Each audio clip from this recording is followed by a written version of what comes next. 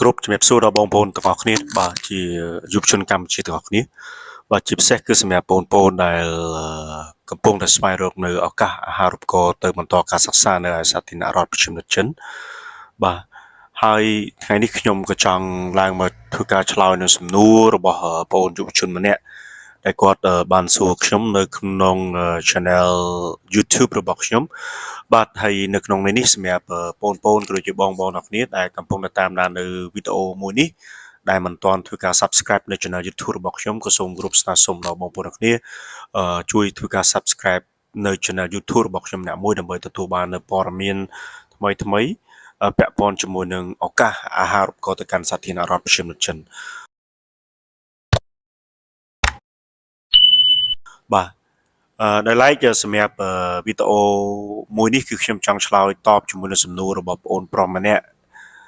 ដែលគាត់សួរសំណួរខ្ញុំចំនួន2បាទសំណួរ2នេះវាអាចផ្សារភ្ជាប់ជាមួយគ្នាដែរគាត់សួរថាលោកគ្រូតើមានលក្ខខណ្ឌណាដែលអាចឲ្យបេក្ខជនដែលប្រឡងជាប់និទ្ទេស D ឬក៏និទ្ទេស E សង្ឃឹមអាចជាប់អាហារូបករណ៍ទៅកាន់សាធារណរដ្ឋប្រជាមានិតចិនបានបាទហើយជាក់ស្ដែងគឺលទ្ធផលរបស់គាត់បើយើងនិយាយអំពីនិទ្ទេសរួមរបស់គាត់គឺ D ឬក៏ E ហើយនិទ្ទេសភាសារបស់គាត់គឺទទួលបាននិទ្ទេស B គាត់សួរថាតើគាត់អាចមានសង្ឃឹមទទួលបានអាហារូបករណ៍ទៅកាន់សាធារណរដ្ឋប្រជាមានិតចិនដែរឬអត់បាទហើយក៏សូមអរគុណច្រើនបងប្រុសហើយអាចនិយាយបានថាសំណួរនេះប្រហែលជាសំណួរមួយដែលបងប្អូនបេក្ខជនផ្សេងទៀតដែលគាត់មាននិទ្ទេសទាបនិទ្ទេស D ឬក៏និទ្ទេស E គាត់ក៏ចង់សួរដូចបងប្អូនដែរបាទអញ្ចឹងដើម្បីឆ្លើយនឹងសំណួរមួយនេះបានបងក៏ចង់ឲ្យបងប្អូនអរគ្នាក៏លេខមើលទៅលើលក្ខខណ្ឌនៃអាហារូបករណ៍ទោះបីអាហារូបករណ៍ប្រភេទណាក៏ដោយឧទាហរណ៍ថាអាហារូបករណ៍ពេញអាហារូបករណ៍មិនពេញលេញអាហារូបករណ៍របស់រាជរដ្ឋាភិបាលអាហារូបករណ៍របស់រដ្ឋាភិបាលខេត្តឬក៏អាហារូបករណ៍របស់រដ្ឋាភិបាលថ្នាក់ជាតិថ្នាក់តំបន់ផ្សេងក៏ដោយឬក៏អាហារូបករណ៍របស់សាកលវិទ្យាល័យផ្ទាល់យ៉ាងណាក៏ដោយប្រភេទអាហារូបករណ៍មួយគឺមានចរិតគឺទាមទារ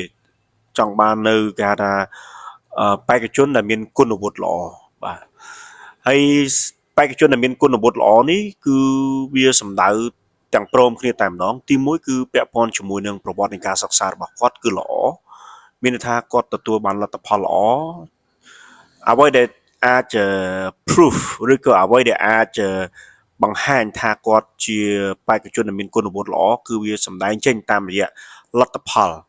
នៃការសិក្សារបស់បងប្អូនហើយលទ្ធផលនឹងគឺសម្ដែងចេញទៅតាមលទ្ធផលនៃការប្រឡងផ្ទាល់តែម្ដងបាទអញ្ចឹងសម្រាប់ថ្នាក់ទី12គឺគេផ្ដោតទៅលើលទ្ធផលប្រឡងបាក់ឌុបរបស់បងប្អូនទាំងគ្នាបាទអាហ្នឹងគឺគេចង់ដឹងថាតើគុណវុឌ្ឍិរបស់បងប្អូនល្អឬមិនល្អគឺគេផ្ដោតទៅលើលទ្ធផលប្រឡងថ្នាក់ជាតិរបស់បងប្អូនទាំងគ្នាបាទទី2គឺគេផ្ដោតទៅលើលទ្ធផលប្រឡងភាសាគឺចង់ដឹងថាបងប្អូនបេក្ខជននឹងគាត់មានគុណវុឌ្ឍិលើភាសាកម្រិតណាគឺការអាចវាស់វែងបានគឺកើតចេញតាមរយៈការប្រឡងបងប្អូនទាំងគ្នាបាទអញ្ចឹងបេក្ខជនដែលមានលទ្ធភាពឬក៏បេក្ខជនដែលគេហៅថាជាបេក្ខជនដែលមានគុណវុឌ្ឍិទៅលើភាសានោះគឺគាត់ត្រូវតែមានគាត់ចេះភាសាហើយគឺគាត់ត្រូវតែមានcertificate មួយគេហៅថា certificate ប្រឡងព្រោះគាត់មាន IELTS ឬក៏គាត់មាន certificate ប្រឡង HSK ឬក៏ HSKK អញ្ចឹងទៅបាទ level 4 level 5ឬក៏ IELTS 5.5 ឬក៏ 6.0 ឬក៏ 6.5 up អីចឹងទៅបាទអញ្ចឹងបេក្ខជនទាំងអស់នោះហើយដែលយើងនិយាយបានថាជាបេក្ខជនដែលមានសក្តានុពលឬក៏បេក្ខជនដែលមានគុណវុឌ្ឍិគ្រប់គ្រាន់ប៉ុន្តែយើងសួរថាបកមកសំណួររបស់បងអូនវិញដែលគាត់សួរថាចុះបើគាត់បាននិទ្ទេស E ឬក៏បាននិទ្ទេស D តើគាត់អាចមានលទ្ធភាពជាប់អត់បាទចម្លើយរបស់ខ្ញុំគឺបងប្អូនទាំងគ្នាអាចមានលទ្ធភាពជាប់បាទបងប្អូនអាចមានលទ្ធភាពជាប់បាទ ប៉ុន្តែបងប្អូនត្រូវឆ្លើយតបជាមួយនឹងលក្ខខណ្ឌឬក៏គុណវុឌ្ឍិមួយចំនួនបងប្អូនបាននិទេសក៏ពិតមែនបងប្អូនបាននិទេស D ក៏ពិតមែនបើយើងក៏លេចមើលទៅការប្រឡងរបស់ក្រសួងអប់រំយុវជននិងកីឡានៃព្រះរាជាណាចក្រកម្ពុជារបស់យើងបើយើងនិយាយអំពីការប្រឡងអាហារូបករណ៍ទៅកាន់សាធារណរដ្ឋប្រជាណាចិន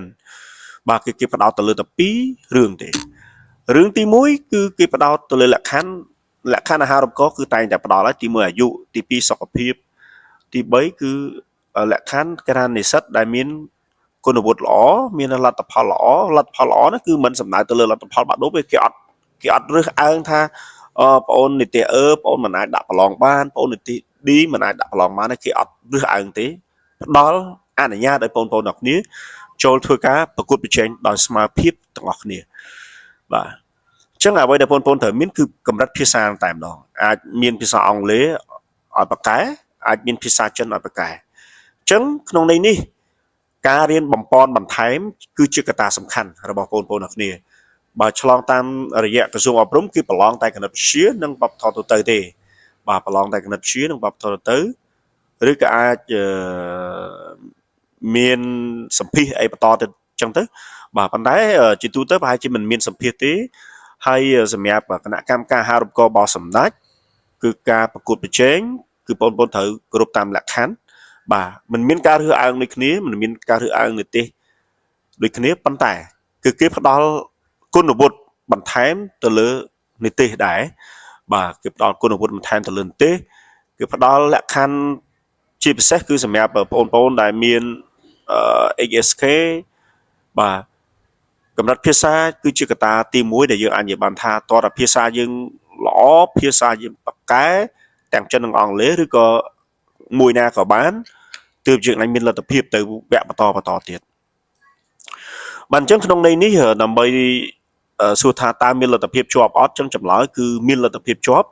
ប៉ុន្តែបងប្អូនត្រូវគោរពនៅលក្ខខណ្ឌនៃការដាក់ពាក្យ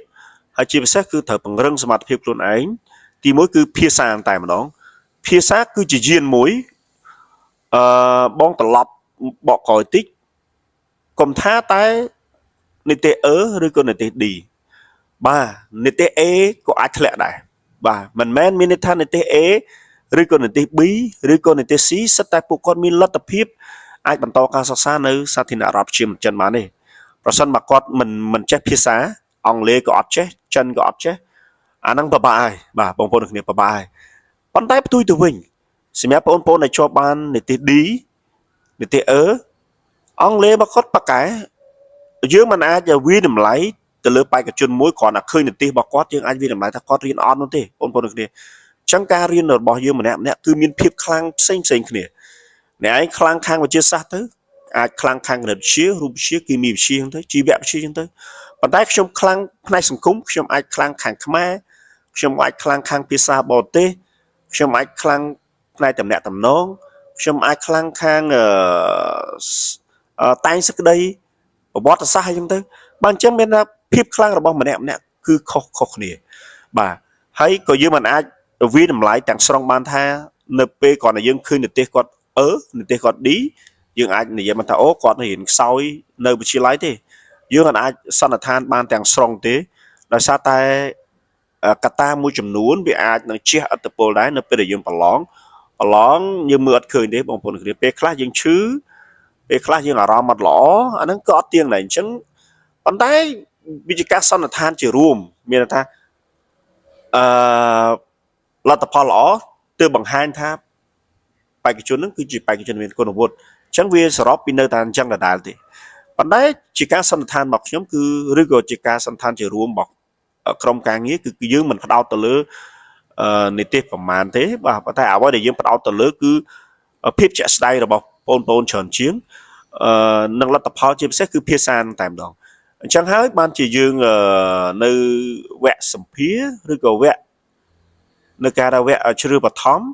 យើងតែងតែផ្ដល់លទ្ធភាពបាទយើងតែងតែផ្ដល់លទ្ធភាពសម្រាប់បងប្អូនដែលមាន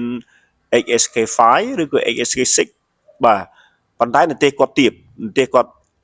និទេសគាត់ D បាទប៉ុន្តែនិទេសគាត់ទាបអ្នកខ្លះមាន IELTS រហូតដល់ 6.0 ឬ 6.5 ប៉ុន្តែនីតិគាត់ទៀតនីតិថ្នាក់ទី12គាត់នីតិ D នីតិ E ប៉ុន្តែយើងសួរថាយើងទម្លាក់គាត់អត់ទេយើងផ្ដល់លទ្ធភាពឲ្យគាត់ចូលដល់វគ្គសម្ភារបាទវគ្គសតនេះគឺជាប់ហើយបាទផ្ដល់ទៅវគ្គសម្ភារយើងចង់ដឹងថាតើបងប្អូនដែលគាត់មាន IELTS ឬ ASK ប៉ុណ្ណឹង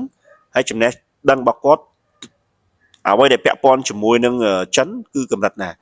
បាទអញ្ចឹងដល់វគ្គសម្ភារគឺយើងអាចដឹងហើយអ្នកខ្លះថ្នាក់ទី12និទេសល្អក៏ពិតមែន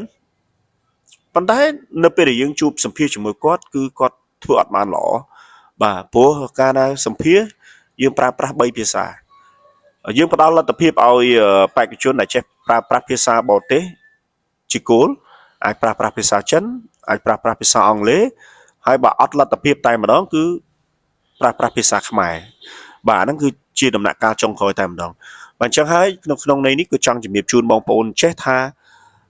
បងប្អូនកុំតន់អាលអស់សង្ឃឹមហើយកុំតន់អាលបោះបង់ព្យាយាមបំពេញនៅលក្ខខណ្ឌឲ្យគ្រប់គ្រាន់សម្រាប់ការដាក់ពាក្យអាហារូបករណ៍ទោះបីគ្រប់លក្ខខណ្ឌឬក៏គ្រប់អាហារូបករណ៍ណាក៏ដោយព្យាយាមដាក់ពាក្យសិនបាទព្យាយាមដាក់ពាក្យសិនប៉ុន្តែអ្វីដែលលក្ខខណ្ឌពិសេសមួយដែលបងប្អូនគួរតែមានហើយគួរតែចាំបាច់ត្រូវតែមាននោះទីមួយគឺភាសាតែម្ដងបើចង់ទៅរៀននៅចិនក្នុងកលៈទេសៈនេះគឺបងប្អូនត្រូវតែមាន ASK បងប្អូនត្រូវតែចេះចិនជាគោលបាទបើសិនជាបងប្អូនអត់ចេះចិនទេគណៈកម្មការគេអត់មើលនៅ application form របស់បងប្អូនទេអានឹងនិយាយចំតែម្ដងពីព្រោះអីរដ្ឋាភិបាលចិននៅពេលបច្ចុប្បន្ននេះគឺគេរឹតបន្តឹងខ្លាំងមែនទែនជាពិសេសគឺបេក្ខជនដែលមានចំណេះជំនាញភាសាចិនបាទបេក្ខជនដែលចេះភាសាចិនទើបជាបេក្ខជនដែលមួយដែលមានលទ្ធភាពបន្តដល់វគ្គបន្តទៀតបាទជាទូទៅយើងអាចនិយាយបានថាមិនគ្រប់ជំនាញវាទាមទារឲ្យយើងចេះគណិតវិទ្យាទេមិនគ្រប់ជំនាញវាទាមទារឲ្យយើងចេះរូបវិទ្យាទេបាទមិនគ្រប់ជំនាញវាទាមទារឲ្យយើងចេះមុខវិជ្ជាវិទ្យាសាស្ត្រនោះទេអត់ទេអញ្ចឹងឧទាហរណ៍បងប្អូនខ្លះគាត់ចង់ទៅរៀនបន្តផ្នែកភាសាចិនបាទបន្តមានតែគាត់ចេះចិនពីខ្មែរហើយគាត់ចេះចិនល្មមនិយាយហើយគាត់ចង់អភិវឌ្ឍសមត្ថភាពភាសាចិនរបស់គាត់ខ្លាយទៅជាគ្រូបង្រៀនភាសាចិនអញ្ចឹងយើងអាចបន្តថ្នាក់បរិញ្ញាបត្រភាសាចិនបានអាហ្នឹងវាអត់ទាមទារឲ្យយើងត្រូវមាននិទេសល្អខ្លាំងយើងមិនទាមទារឲ្យយើងនឹងត្រូវបកកែមុខវិជ្ជាវិទ្យាសាស្ត្រវាមិនទាមទារឲ្យយើងបាននិទេស A នោះទេបាទវាមិនទាមទារទេប៉ុន្តែបើយើងបាននិទេស A ហើយបាននិទេស B ហើយបាននិទេស C ហើយយើងចេះអង់គ្លេសខ្លាំងយើងចេះចិនខ្លាំងអានឹងកាន់តែល្អបន្ថែមទៀតបងប្អូនអ្នកគ្នាបាទអានឹងកាន់តែល្អបន្ថែមទៀតអញ្ចឹងចំណុចនេះបងចង់ឆ្លើយតបដល់បងអូនអញ្ចឹងមានថាកុំតន់អាលអស់សង្ឃឹមហើយកុំតន់អាលបោះបង់បន្តគោរពនៅនីតិវិធីគោរពនៅលក្ខខណ្ឌរបស់គណៈកម្មការជ្រើសរើសបាទគណៈកម្មការប្រឡងមកគេទៅបាទគេត្រូវការអីយើងផ្ដល់អ្វីជូនគេទៅបាទហើយអ្វីដែលបងចង់បញ្ជាក់បន្ថែមគឺពាក់ព័ន្ធជាមួយនឹងកម្រិតភាសាយើងតែម្ដងបាទចង់ទៅរៀននៅក្រៅប្រទេសជាពិសេសប្រទេសចិនគឺត្រូវចាប់ផ្ដើមរៀនភាសាចិនពីឥឡូវទៅបាទអត់មានអ្នក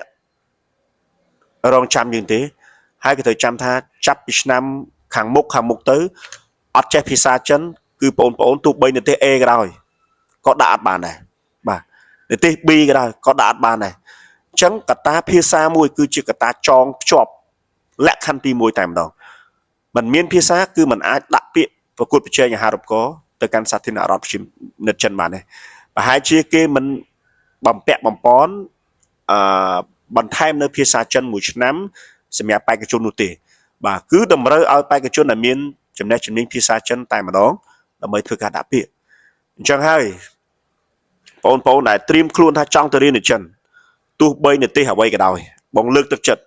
ទី1គឺត្រូវរៀនភាសាចិនជាគោលមុនសិនរៀនឲ្យខ្លាំងរៀនឲ្យបកកែរៀនឲ្យអស្ចារ្យរៀនឲ្យគេសរសើរបាទយកមកប្រើប្រាស់បានអាហ្នឹងគឺជាលក្ខខណ្ឌទី1ដូចខ្ញុំអញ្ចឹងជាអនុគណៈកម្មការនៃការជ្រើសរើសនៅពេលដែលបេក្ខជនមួយគាត់និយាយភាសាចិនដូចញ៉ាំបាយបាទប៉ុន្តែនិទេសគាត់និទេសរួមមកគាត់អាចជានិទេស E ឬក៏និទេស D ខ្ញុំមានអារម្មណ៍ថាខ្ញុំលើកទឹកចិត្តហើយជំរុញឲ្យ បេក្ខជននឹងអាចមានលទ្ធភាពទៅវគ្គបន្តទៀតអាចចូលដល់វគ្គសម្ភាសបើសិនជាក្នុងវគ្គសម្ភាសហ្នឹងគឺគាត់ធ្វើបានល្អទៀតអាហ្នឹងគឺជាអ្វីដែលយើងចង់បានមានថាយើងចង់រុញបេក្ខជនដែលមានសក្តានុពលបែបហ្នឹងបាទមិនមែនបេក្ខជនដែលបាននិទ្ទេស A និទ្ទេស B អង់គ្លេសក៏មិនចេះចិនក៏មិនចេះយើងរុញគាត់ទៅទាំងតតឹងទូសនេះទេបាទគឺយើងអត់ធ្វើអញ្ចឹងទេមិនខ្វះទេអ្នកដែលបាននិទ្ទេស A ហើយរត់មកផ្ទះវិញបាទអត់ខ្វះទេពីព្រោះគាត់ទៅដល់នោះក៏រៀនភាសាអត់ទាន់បាទក៏រៀនភាសាអត់ទាន់អាហ្នឹងខ្ញុំនិយាយអញ្ចឹងតែម្ដងព្រោះកាលណាយើងអត់មាន basic Chinese ទេយើងទៅរៀននៅចិនវាមានការលំបាកបន្តិចបាទមានការលំបាកបន្តិចអូខេអញ្ចឹងសម្រាប់វីដេអូរបស់បងហើយវីដេអូរបស់ខ្ញុំថ្ងៃនេះគឺមានប៉ុណ្្នឹងទេដើម្បីលើកទឹកចិត្តបងប្អូនដែលបាននិទ្ទេស E ហើយនិងនិទ្ទេស D មានន័យថានិទ្ទេសទៀបសូមកុំបោះបង់បន្តការខិតខំប្រឹងប្រែងរៀនភាសាចិនរៀនភាសាអង់គ្លេសឲ្យខ្លាំងបាទអញ្ចឹងវីដេអូប៉ុណ្ណេះថ្ងៃនេះគឺមានប៉ុណ្្នឹងទេក៏សូមអរគុណច្រើនបងប្អូនគ្នាបាទ see you next video good luck